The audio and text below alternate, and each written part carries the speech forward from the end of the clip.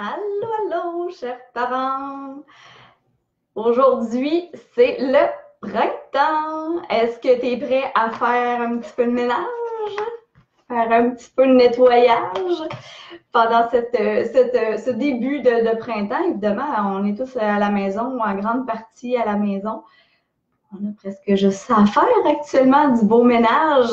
Moi, aujourd'hui, ce que je te propose, c'est de faire, oui, le ménage de ta maison si ça te tente, mais aussi de faire un ménage de ta vie familiale, de ta vie parentale.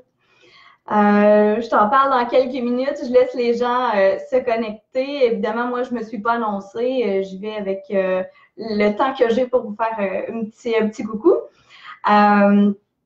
Aujourd'hui, j'ai le goût de vous parler justement de grand ménage de printemps. Avant toute chose, je me présente pour ceux qui ne me connaissent pas. Je suis Laurie Boisvert, je suis coach familiale, je suis bachelière en psychoéducation et fondatrice de coaching familial à Lanterne.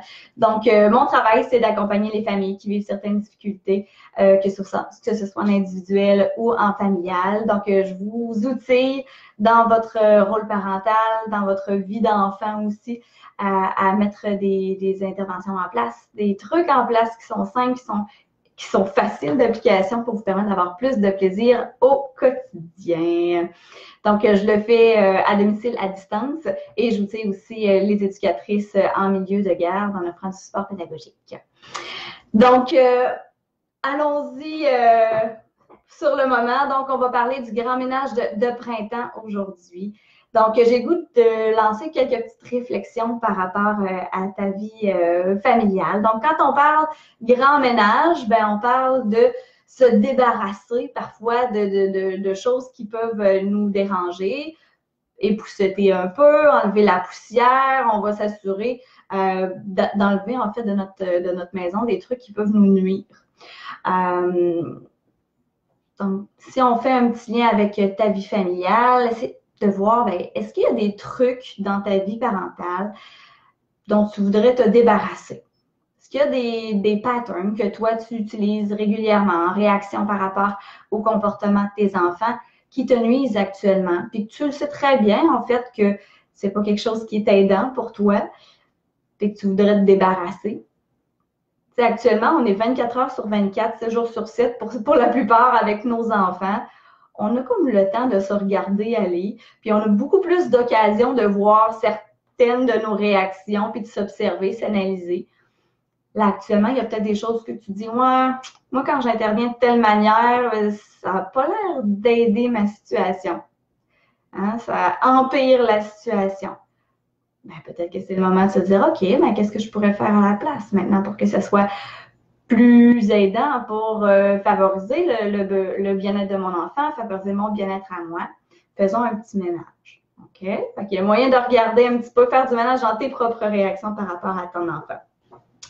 Quand on parle grand ménage aussi, on parle d'épurer tout ce qu'il y a de surplus dans notre maison. On va se débarrasser souvent d'objets qu'on n'utilise pas depuis longtemps. On essaie de revenir à l'essentiel, en fait. Hein. Donc, on fait du ménage dans nos trucs, on revient à l'essentiel. Ben, c'est un peu ce que le coronavirus nous offre, en fait, comme possibilité aussi actuellement. C'est d'épurer nos relations familiales, d'épurer et revenir à l'essentiel par rapport à notre rôle face à notre enfant. Donc, actuellement, est-ce que je peux diminuer un peu mes interventions pour m'assurer de n'intervenir que sur ce qui en vaut vraiment la peine? Est-ce que tout est sujet à chicane? Est-ce que je devrais intervenir sur tout? Est-ce que je devrais donner des conséquences puis ajouter des trucs à chaque fois? Revenons à l'essentiel, OK? Sur quoi est-ce que ça vaut vraiment la peine d'intervenir puis qui fera vraiment une différence à long terme? Souvent, on perd beaucoup d'énergie sur des interventions, sur des petites choses du quotidien qui, en bout de ligne, ne feront aucune différence dans le développement de notre enfant, sur sa façon de fonctionner au quotidien. Lâchons prise un petit peu là-dessus. Revenons à l'essentiel. Tu sais, on se plaignait, là, il y a une semaine de ça, que la vie allait trop vite, qu'on ne voyait pas nos enfants évoluer. Mais c'est le temps actuellement de prendre le temps d'être avec nos enfants, de les regarder aller, de les regarder progresser. C'est le temps de s'intéresser à ce que nos enfants aiment, à ce qu'ils font. C'est le temps vraiment de connecter avec eux parce que de toute façon, on n'a rien d'autre à faire pour la plupart que d'être vraiment avec eux, dans le moment présent. Puis cette présence-là, il y a une semaine, on était justement dans le quotidien, ça roule, ça roule, ça roule. On n'est pas toujours présent mentalement. Physiquement, on est présent, mais on pense déjà à ce qui va se passer tantôt. Là, tout ce qu'on a à faire, c'est d'être avec eux. Une présence qui leur permet d'être sécurisés, qui leur permet de vraiment connecter avec nous, le vrai nous authentique. Donc, c'est le temps justement d'épurer l'excédent, de reprendre vraiment ce qui est important pour nous, d'être là pour nos enfants. Ça va les nourrir autant que nous, ça peut nous nourrir. Puis ce que je souhaite, c'est que lorsqu'on va sortir de cette crise-là, on va maintenir cette volonté-là d'être présent pour nos enfants, puis de leur offrir notre présence, la présence consciente, puis d'être là dans le moment présent.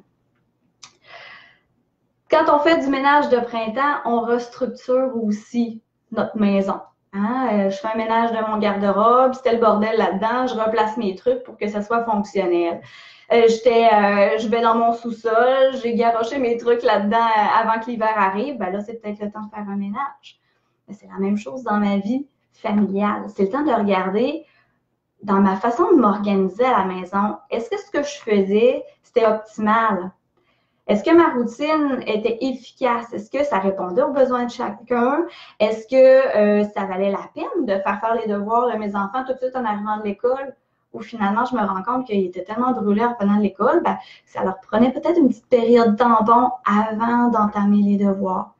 Si on arrive à la maison puis ils ont super faim, ils ne sont pas capables de se concentrer pour les devoirs, peut-être que je vais leur offrir une petite collation. Quand l'école va recommencer, s'ils recommencent en cette année scolaire-ci, c'est le temps justement de regarder ma structure. Est-ce qu'elle est favorable pour mon enfant? Tu sais, ton enfant évolue. Fait que ta structure devrait évoluer aussi. Je faisais coucher mes enfants à 7 heures, mettons. Puis là, je vois qu'ils ont grandi, puis qu'ils ont moins besoin de se coucher tôt, ils ont moins besoin de sommeil. Est-ce que je peux m'organiser autrement? Donc, repense justement à ta façon de fonctionner pour répondre aux besoins de tout le monde, pour que lorsqu'on reprendra le cours de notre vie normale, on soit en mesure de mieux fonctionner. Essaye de voir aussi au niveau de tes règles de maison. Même chose, nos enfants évoluent, les règles devraient évoluer aussi. Est-ce qu'on intervient sur les bonnes choses? Est-ce que tes conséquences qui sont prévues lorsque tes règles de maison ne sont pas respectées, est-ce que tes conséquences sont logiques, naturelles? Est-ce que ça a rapport avec ce qui s'est passé? Tu sais, mon enfant, si mes enfants se chicanent ensemble, puis ils en viennent au coup, par exemple, puis je leur dis, OK, pas de problème, moi, je ferme la télévision, tu n'as pas de télévision pendant 2 jours. Il n'y a pas de lien entre les deux. Les enfants se sont approchés, puis ils n'ont pas d'écran. Le lien avec l'écran, il est où? Essayez de voir conséquences logiques et naturelles. Réparation du comportement. C'est comme ça qu'on va les amener à s'améliorer, à trouver des solutions. Si ça n'a pas de sens pour eux, ils vont continuer de faire ce qu'ils font. Okay? Outillons-les à trouver des solutions entre eux plutôt que de se tapocher. Vous avez le temps maintenant. On a le temps d'éduquer nos enfants, leur donner des stratégies. Et si on est toujours réactif, on ne sera pas en mesure d'effectuer des apprentissages. Donc, repensez à votre façon de fonctionner, mon encadrement à la maison, est-ce qu'il est optimal? Est-ce que mes règles sont claires? Ma façon d'apporter mes consignes, est-ce que c'est clair? Si j'interviens à distance, en criant de la salle de bain pour que mes enfants viennent se brosser les dents, puis qu'ils n'écoutent pas, je les comprends en même temps. Donc, de me déplacer, d'aller donner ma consigne, m'assurer qu'ils me regardent, c'est des bases au niveau de notre approche, mais ça fait toute une différence aussi. Donc, ça vaut la peine de regarder ça de façon un petit peu plus distante. Tu as le temps d'analyser de toute façon actuellement. Quand on parle de grand ménage, on parle aussi de changer d'air. Quand on fait du grand ménage, on ouvre les fenêtres, on nettoie, ça sent bon, ça fait du bien. On étend notre linge dehors, on est content. Fais la même chose pour ta famille actuellement. On ne nous a pas interdit de sortir à l'extérieur. Donc, tu peux sortir dehors, va jouer, va prendre l'air. Quand tu sens qu'il y a certaines petites tensions aussi qui se passent à la maison, les enfants ne s'entendent pas bien ou toi, tu commences à pomper, prends un petit temps pour aller relaxer, va respirer. Tu reviendras après. Il n'y a aucune urgence actuellement. Là. OK? Donc, prends le temps de respirer. Ouvre tes fenêtres aussi à la maison. Ça va faire du bien de changer l'air de la maison, évidemment. Pas tout le monde respire le même air. Hein? Puis ça, je trouve ça toujours très comique. Lorsque mes enfants reviennent d'un congé d'école, par exemple, je dis, quand mes enfants respiraient le même air, à un moment donné, on dirait que ça ne fonctionnait plus. Bien, séparez vos enfants de fois de temps en temps, donnez-leur de l'air. On n'est pas obligé de rester dans la même pièce pendant toute une journée. Prenez des temps de repos. Chacun va respirer de son bord. Ça fait du bien aussi. OK? Le printemps, c'est le renouveau. La neige fond et éventuellement, ben, les fleurs vont se mettre à pousser, les bourgeons vont sortir. On voit les oiseaux qui reviennent. C'est du positif. Et le moment dans lequel on vit actuellement, ben, j'ai l'impression que c'est un peu ça aussi, c'est un renouveau. Hein, on revient à l'essentiel, on est en train de revoir nos façons de fonctionner. Les gens sont hyper créatifs. Oui, il y a du négatif, beaucoup de négatif des personnes qui ressortent à cause du stress, à cause des peurs actuellement. Mais je vois surtout, puis c'est ce sur quoi je veux me concentrer, c'est la créativité dont les gens font preuve pour s'organiser, la solidarité aussi entre les personnes, les différentes familles. Actuellement, avec ma voisine, on ne peut pas nécessairement jouer dehors avec les enfants. On s'envoie des énigmes à tous les jours. On a commencé ça hier, c'est vraiment cool. Donc, faites preuve de créativité, de renouveau. Vous allez voir à quel point, si vous vous focussez là-dessus, il va en sortir des belles choses. J'ai vu aussi dernièrement là, un espèce de challenge d'arc-en-ciel. Les enfants se font des arcs-en-ciel en écrivant « ça va bien aller ». On peut afficher ça dans nos fenêtres. Les gens à l'extérieur vont pouvoir faire des petits rallyes et retrouver les différentes, le nombre en fait d'arc-en-ciel qu'ils ont dans leur environnement. C'est super cool.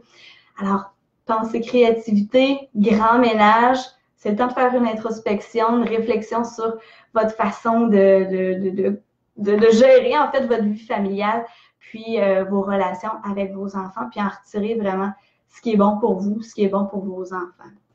Donc, sur ce, je vais aller dîner avec mes enfants. Je vous invite à faire un grand ménage. Si ce n'est pas de votre maison, ce sera de votre vie familiale. Je vous souhaite une belle journée de printemps d'ailleurs. Profitez-en pour aller dehors.